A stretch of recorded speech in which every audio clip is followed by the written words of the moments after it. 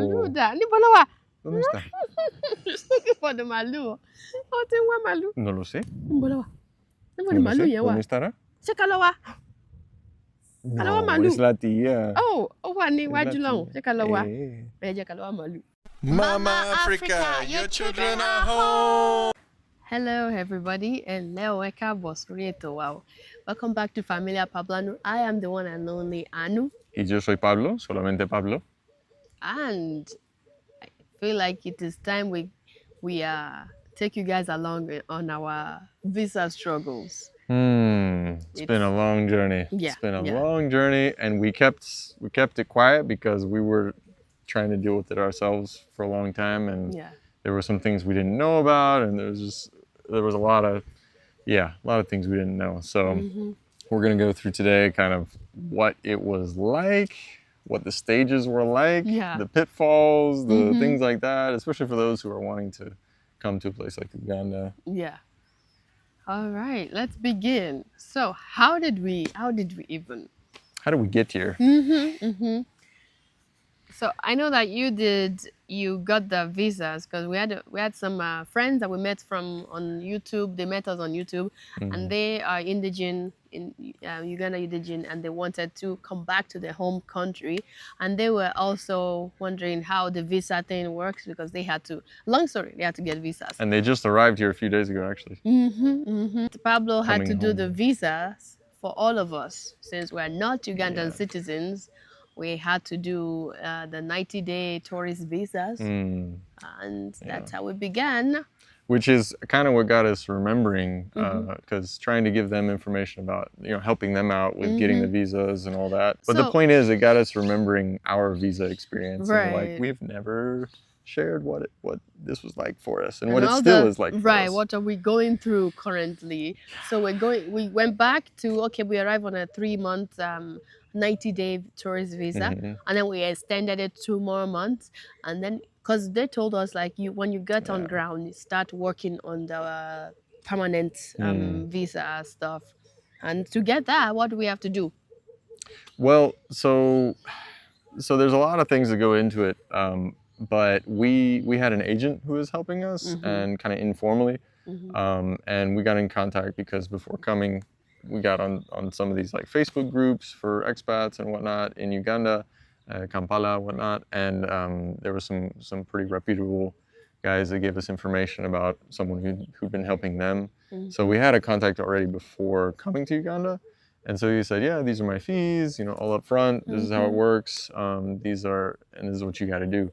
And so we didn't know all about what it was, but we knew that, okay, we'd have to do a work permit, maybe for both of us, maybe for one of us. And we were still trying to figure out how that would work. But basically, we had to get to the country first. Right. So that's what we did, like you said, on the tourist visas. Yeah, and as soon as we got in the country, we're like, okay, so let's now start. Hit the ground running. Yeah. Start applying for this work permit. Yep. And to apply for a work permit, you're either hired by some company here, or you have a business. Right. And to open a business, so there's a lot of like catch-22 sort of things. It's like to open a business, you have to already have a business. I don't know, it's like weird stuff like that. Like to get a work permit, you have to already have a business, but you can't get a business started unless you have a work permit. But then this and that is like back and forth, and the regulations keep changing. And so that was a bit of a struggle for the guy that was helping us. But basically, we ended up having to, he recommended that we get a Ugandan on board. Right. And so a neighbor of ours who was like a very recent friend, we're like, hey, would you mind like being a co-director in this, having like 1% share or something? And he's like, okay. So basically a name only. Right. I mean, he helped for like, there's like 1 or 2 things where his contact was the one that some of these, like what you call ministries and stuff, sent information to. So there was like once or twice where he was absolutely necessary. But I think maybe we could have done it without him. In the end, it didn't really matter whether he was on board or not because they still categorized it as an American, well, not American, foreign business. Yeah, because the Ugandan that was on board had less than half of the shares or whatever. Right, that's true. So anyways. And also the it was a lot. business was, I mean, it was basically, what do you call it, For agriculture. for agriculture. And we all know that agriculture takes, Takes time. time to start Mhm. producing, to start giving back. And Right. It takes at least, a year or two before you're producing. And what we were looking at doing was avocado farming, which would take at least 2 years to start producing anything, and then at right. least 3 years before you could export anything. And when you're working on the work permit, at the same time, you guys have heard about the land issue that we have. Right. We went on and like, let's get on this land and so that we can at least start farming. But if you're listening to our land issues, you see that it was taking longer. We're like, Yeah.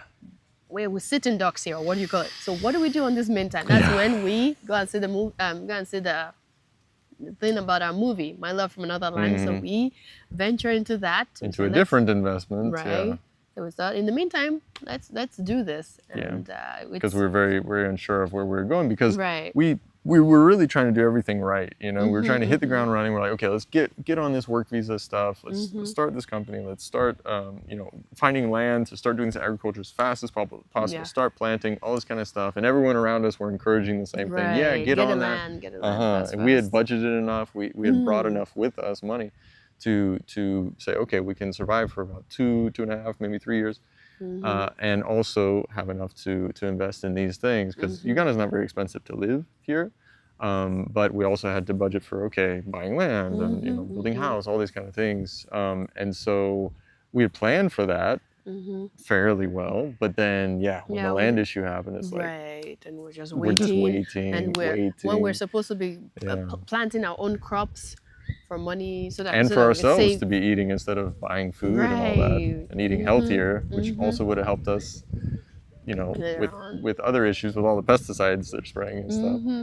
But you didn't get the work permit until 7 months afterwards, after we arrived. 7 months. Yeah. So remember the numbers that Anu just said. So we were on a 90-day visa, right? 3 months. Then you can extend it for another 2 months, right? 60 days. Yeah, which we did. But we didn't get my work permit until 7 months afterwards. So if you do the math, you're like, okay, how did that work out? Well, the reason why it took so long was because the guy that was trying to help us out, he had kind of stalled when it came to the URA, which is like the Uganda Revenue Authority, which is like the tax guys, the tax man basically of Uganda. Yeah. And we were still trying to figure out, okay, are we going to do work permits for both of us? Well, let's just get through my work permit first, just try to get that organized, because we had to do the business and all that stuff first. So we're like, let's test it out and see how it goes. And we were planning on doing like a 1-year permit, maybe for both of us, maybe just one of us, and then the other would be dependent like that. We weren't sure yet. We were still looking at it, and we're just going to do it for 1 year, just to kind of see how things go, tentatively, working on stuff, and to save money to invest in other stuff, because they're expensive. These permits are expensive. They're not cheap it's at not all. something you just throw money at, you know what I mean? So what happened? So the URA, so this was like October. And we're like, okay, we got time, we still have our visa. But then it was like beginning of October. The URA, there was one document that we needed. It was like a tax clearance certificate that's basically saying that the business, which hadn't done anything yet, that our business was not behind on its taxes. But their website and the certain button that they had or whatever wasn't working. It would just spin. You try to apply, it just spin. And I was talking to everyone, this way, that way, talking to the URA here, talking to the URA, calling people, like all these sort of things. And they were like, oh yeah, just keep trying. So then I would actually go into the URA and ask them to do it. And they're like, oh, okay, it's just spinning. I don't know. And I'm like, it's because there's a bug. Your website's not working. So it was like, that was early October. So then several weeks go by, our visas expire finally. Right. And I kept talking with the agent guy, like, hey, what are we gonna do? What are we gonna do? He's like, it's fine, because you're already applying for this, you're working towards this, they forgive that your visas are expired because you're getting this work permit. So once you get the work permit, everything's good. But just don't leave the country. Right. So in the meantime, don't try to leave the country because they'll flag you. And we're stuck here, and then when your visa expires, everything expires with it. Your phone, your mobile money, and they have good security it will on be that. locked, so you can't access it. So you can't even call anybody. You can't do anything. I mean, you can Yeah. access WhatsApp if you have Wi-Fi from someone give you Wi-Fi, but that's about it. And if you know our land issues, you know there was a certain guy involved who did a lot of fraudulent stuff and scammed us out of a lot of things, and we paid for a lot of things that he didn't give. And he was actually the one who we went to ask for, hey, can we borrow some SIM cards, you know, so that we can keep functioning. He's like, oh yeah, you need to keep transacting. Okay, so that's the only reason why he helped us out was because he's like, oh yeah, I got to keep getting money from them. Yeah. So he got us some SIM cards, you know, and then, you know, we gave him back to him once we fixed everything. But yeah, in that time, I forgot. Yeah. Oh my gosh. And then during that struggle, all of this Was not time, easy. we Well, wait, they kept saying that, don't worry, any day, as soon as you get this certificate, like the agent we were working with, as soon as you get this tax certificate, you can apply, and within days you'll get your work permit and your visa, and then you can get the visas for the whole family, and it'll be just within days. He's like, just get this certificate. So I was like, I'm talking to everyone. I made contacts and I knew the URA system better than the people who work at the URA. Like, I was telling them how to do their job. That's how much I had like researched this. And time went by, weeks, months. And finally it was December. And we had already decided, like, hey, let's do a once in a lifetime trip to Nigeria for Christmas. Our family there. Yes. And that meant we had to leave the country. And we're like, how are we going to do it? Yeah. How are we going to come back? Because we are able to go to Nigeria. That's not a problem. They'll just flag us and say you can never come back. Right. Yeah, like, right. You and all the kids, you have Nigerian passports. So I was the only one that needed a visitor visa. Right. No, I'm telling you, coming back here would be the problem because... Yeah, they wouldn't let us back in Uganda. And we're like, but we have a house here, we have our car here, we have our stuff here, things here. So... And we have a business here, we have everything, you know. So it's like, oh my gosh. So what are we going to do? You know. So, and we're also preparing for the premiere of our movie, right. Our first ever movie. It was premiering movie. here in Kampala, so obviously we can't. We have to come back. Right, and we had plans here to settle down and live for the rest of our lives, become citizens, all that. That was like the plan. Yeah. And so we're like, okay, so what do we do? And he's like, well, you gotta do a border crossing. Because the border is like, if you're doing border crossings, it's a bit safer, it's more simple than if you're going on an airline. Like if you're going on a flight in an airport, if they see there's something wrong, they flag you immediately, right? But if you're at a border crossing, it's a lot easier. Yeah. And you can go and come back, and they don't have the same system, I guess. And so we had to do a very expensive border crossing to Kenya just to renew, to add 30 more days or what? Just to get a new tourist visa. Yeah. So that hopefully by the time the 30 days or whatever is over, the documents that you needed from the URA is there, and then we can process your work permit, which will give the rest of us able to do the pass, the dependent pass. So because of the URA and their website not working, and me saying, listen, please tell your tech people to fix this little glitch and it will be fine. It took forever. And finally, they fixed it after we came back from Nigeria. So we had to get we had to cross, come back after a few hours, get a new visa, right, tourist visa here, and then we had to, that was only good for, like, we only used it for a few weeks. Yeah, but no, it was 90 days, but we only used it for a few weeks because we went to Nigeria and came, and then when we were coming back from Nigeria, getting tourist visas, I was like, oh, I know how to do this. I did it recently. Oh gosh. And their system wasn't working. Oh gosh. And I'm like, what the heck? I tried everything I could think of. Now that I look back, I'm like, maybe it was the browser, maybe it was something like that, maybe it was VPN, I'm not sure, but whatever it was, it just wasn't letting it go through. And we were just like, oh my gosh. So we had to call the agent in Uganda, say, can someone in Uganda do this for us? Because it's not working here. And so they ended up getting us for it like the day before. Oh my gosh, we left. It was really stressful. It was. But finally we got back. We got back here, and it was within like a week or two that the URA finally, their website worked. And I was like, thank God. It's for the holiday. I don't know. Yeah. So it was January when I finally got my work permit. And then when I finally got the visa, or the guy that was helping to get the thing did the 3-year visa. when we said that even 1 year is very expensive. Is that he thought, yeah, this is Yeah. what people usually do. They do 3 years because it's cheaper that way when you bundle it. Because his fee would be one fee for 3 years versus one fee every Oh, year processing for us. I see. So that's why people That's usually what, do three yeah, years he's like, instead. so yeah, people always do 3 years. And I was like, but I never told you to do 3 years. Like, I said 1 year.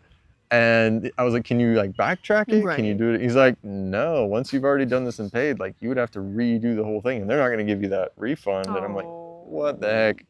So we had to dig into our savings and like, it was And not easy. and And that it, was, we've already budgeted like this would yeah, take us to a few more, because we're also hoping that, yeah. okay, this land that we're waiting on is about to be open. They keep Mm-hmm. telling us, don't worry, it's just one more week, one more week. Yeah. And Kept it's been drawing us on months and months, and we're hoping, okay, as soon as the land is free, we will start planting, and within 6 months we will start eating crops from our garden, so that we don't have to be spending all this money Right, on and already be food. planting it, like avocado And trees and avocado stuff and trees, getting all and that ready. So even plant our and build our own house, so that we don't have to be renting, because they're yeah. expensive of renting.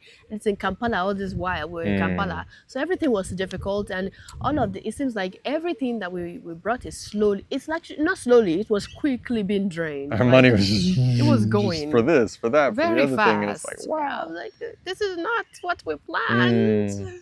Right, and it was tough, and I was Yeah. like, oh my gosh. So at that point, it was absolutely certain, like, okay, we don't have enough money to pay for two of us, two visas, and so it was like, you had to be a dependent. I had to be a dependent, and to be I can cheaper. say that did hurt. And Mm. I was like, I didn't come all the way here, all the way to live to be a dependent. Mhm. And I'm like, our children are the dependents. It did hurt, but we know we can't afford it. So what happened? So I applied as a dependent, and it was rejected.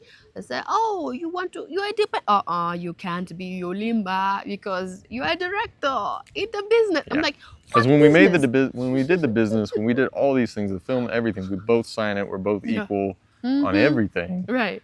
and equal shares in the business, everything. I'm like, So they're like, they were like, you the can't be whole dependent. director cannot be dependent. It's not possible. You have The to, whole direction. yeah, you have to have a work permit. I'm like, sir, ma'am, there's no business yet. I mean, the land we're supposed to do business on, it's not even there because But it they're was like, scammed. hey, we're immigration. We don't deal with those things. Like, you're a director, therefore So you they have to have work permit. refused. They rejected it. So what happened is my name had to be taken out of the business because I can no Entirely. longer be on it entirely. Yeah. Mhm. So we had to go to a lawyer and take out my name off of the business. And I cried a little on the inside. It hurt like, dang, I mean, the business hasn't even started yet, and I'm taking it out. And we had to pay fees and do all this work in order to even do that. Yeah. Like legal fees and everything to get that changed and all so that we can get your It visa. wasn't easy. Wow, we were like, oh, let's do this before your current Struggle visa was real. expires. Ugh, Yeah, because then my stress. because remember we a lot of brought hard decisions. right, we brought a visa back from Nigeria. So I was even on that the few days, and then in the middle I gave birth to Midé, and the visa is about to expire because I couldn't go anywhere for a few weeks after giving birth, a few days or so. I think it was actually a week or so. I think it was a week or so after giving birth. By that time, my visa has already expired. I lost access to my phone. No more bank information, nothing. So we had to just for do a it. few days there. After a week after Midé was born, we went to that's what you saw that video of. Finally did a visa, dependent visa for us. That's why it was finally because, and that was and yours awful. was the last one because the children, the dependent visas went through very quickly. Right. And they're not super expensive, and it was for 3 years, which is great. Yeah. But Elena's got caught up, and we're like, why is this? And this is when I started saying, okay, let's do this ourselves. Let me try to learn how this works. Let me stop going through an agent so that we can save some money and also learn the ropes. So I was trying to do this myself, and it got hung up on Elena. She got rejected, and they said she has to be on a student visa. Because she's 5 years old. She's 5 years old. And meanwhile, it has to be renewed every year. You want to explain this? How this? Uganda has like laws similar to like the U.S. and other countries where it's like, yeah, there's student visas, and those are intended for like Yeah. university students, right? Who Right. are not minors. Exactly. However, because it's kind of like a loophole that doesn't Mhm. specifically say, you know, non-minors and Mhm. university, they then decide to apply it to all children 5 Oh, years and 5 years older. and older. So basically, if you have a child, even if they're Ugandan, and you decide to Mhm. have another passport for them, Yeah, if the father it's is a European or whatever, they have two passports. But if you're able to, they somehow we make that child not Ugandan mm, in order for them to pay every year to get visa, student visa. They yeah. will do it until they're 18 years old. Then after they're 18 years old, what happens? Sometimes they're just in limbo. There are some Oh, people that came to their offices and they even told us, they're yeah. like, yeah, I guess because there's so few situations like this Hmm. where there's people that have been here since they're a child. You know, And it's would not like not the and U.S. where there's millions of them, you know, every hmm year.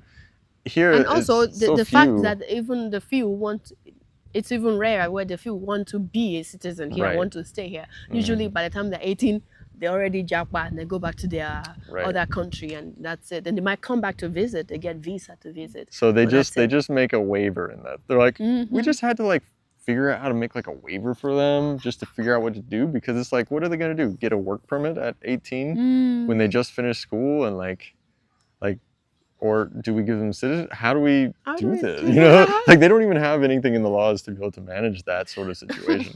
So, anyways, it's kind of crazy how it's set up. So for Hmm. our kids, you know, that was kind of a shock that okay, Elena has to get, and it's only up to 1 year, so we'll have to renew hers every year as a Hmm. student visa. And then it was like, okay, what kind of student visa?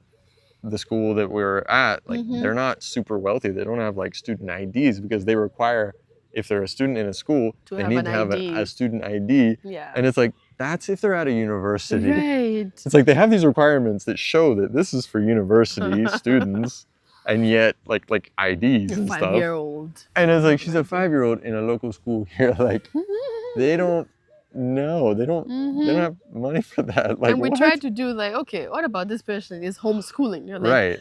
oh, okay, you need to have a signed document from the homeschool society or whatever. There was It's so something like messed that, up. and we managed to get it. I don't know how it happened, but we I managed to think the make guy it had work. to help us out with that. Yeah, Hmm. because we're like, I mean, we do teach them at home, but they still Hmm. go to school. But because you're requiring this stuff that's meant for university students, we can't provide that. So it's like, Hmm. ah.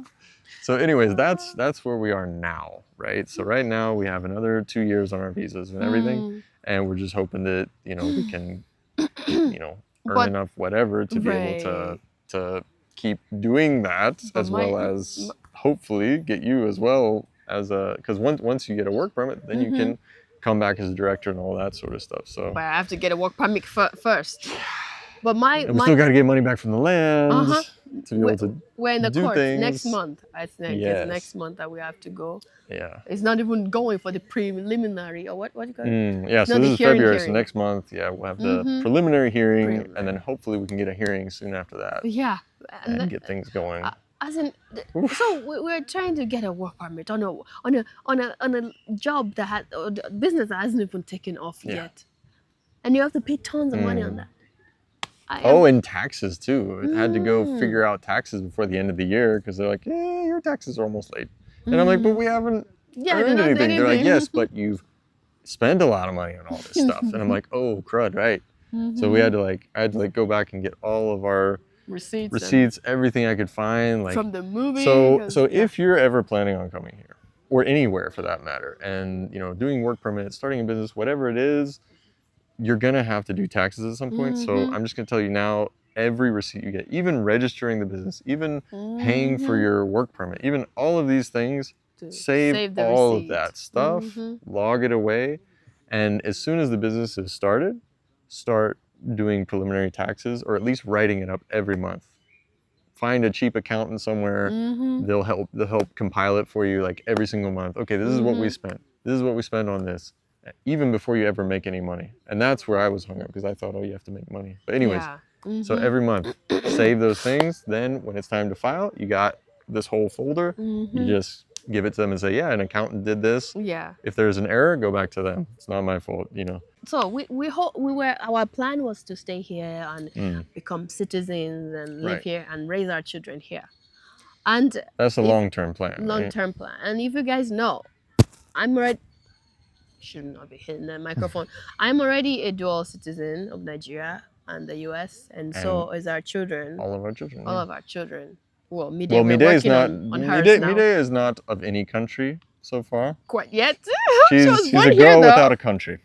She was born here. She has a birth certificate, Ugandan birth certificate, but it That's says all she's she's not got. Ugandan. So we're working on those Nigerian Yeah, documents and and the American American documents, documents. but whew, they take time. So that's our long-term goal, you know, and we Well, our long-term goal, yeah, to Mhm. become citizens Mhm. here, but they have a requirement, which is that they only respect dual citizenship. Dual citizenship. They say if you're already a dual citizen and you try to become a citizen here, you have to renounce one of your prior citizenships. The first time I read about it, or did you tell me I read about it somewhere?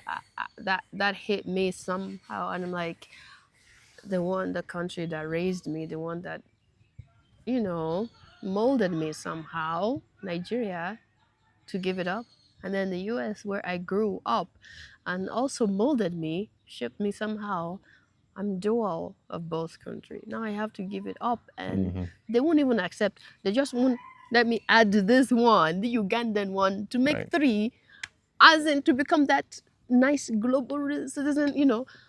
That's tough for me and our children too. They'll They would have to decide. decide to remove one of those, but they are all. Right. That's a tough decision. Yeah, it's a tough call. And I was like, well, they may change the laws. I mean, Nigeria changed the laws. There's a lot of countries that change the laws. And I was like, hey, because to become a citizen, it takes 10 years. Someone who comes here intentionally, like voluntarily comes here and does it legally, like what we did, legal process, it's 10 years. If you maybe grease the lines, you could possibly get less than that. From what our lawyers were saying. But yeah, 10 years is how it works. So we were planning, okay, 10 years, paying for visas for 10 years. For all of us, a family of 7. So we're like, okay, 10 years, maybe laws can change, maybe we'll decide by then, whatever. But then we realized that even once we become citizens, right, after 10 years or whatever, we would be the only citizens. Our children are not allowed to be citizens yet. Oh, and we were like, have to wait until. What? And that was when we were dealing with the visa issues, and we were talking to people in there, and they were like, and we were like, okay, we're talking to someone who knows stuff, so let's ask you everything. And this lady told us, yeah, I mean, the children, yeah, they can't just become citizens like that. I was like, we say, if we are, why not? Wouldn't we be able to file for them as citizens as well? They said, no, they have to be 18 years old, and by that time, then because they can't decide. Can't decide then. I was like, what do you mean they can't decide? I'm like, can't we just decide for them and just, that's what works in other countries? And they're like, no, they have to become 18. And the reason why they say that is because they want money. So they have to keep doing their student visa every year until they're 18. 5 children. So we're like, okay, well, then they have until they're 18 to decide, on citizenship or whatever. So anyways, that's, I think that wraps it up. Right. Basically. Like, the thing is, I know we're telling you guys now, we did our research before coming. We knew the basics of what's published, but these other things that I'm telling you about like student visa and all these things, these were never published. Yeah, that we didn't know. These were added on, and then saying, yeah, your children, but because they go by their guidelines, right, which are not written, and their guidelines say, children under the age of 18, you keep asking them for visas all the way until they're 18, and then we don't know what happens. So that's their guidelines. Online and on their websites and government sites, we learned those things. So learning on the ground how it works. Yeah. When you're actually on the ground, it's a lot of. But it's possible. It's possible. It's just it's a lot of work. It's a difficult road. It's a struggle. It's a struggle, definitely. Yeah. Thank you guys for joining us in our journey and our adventure. We are going with the wind and in this journey of life. and Always learning. always learning. Always pivoting. Right.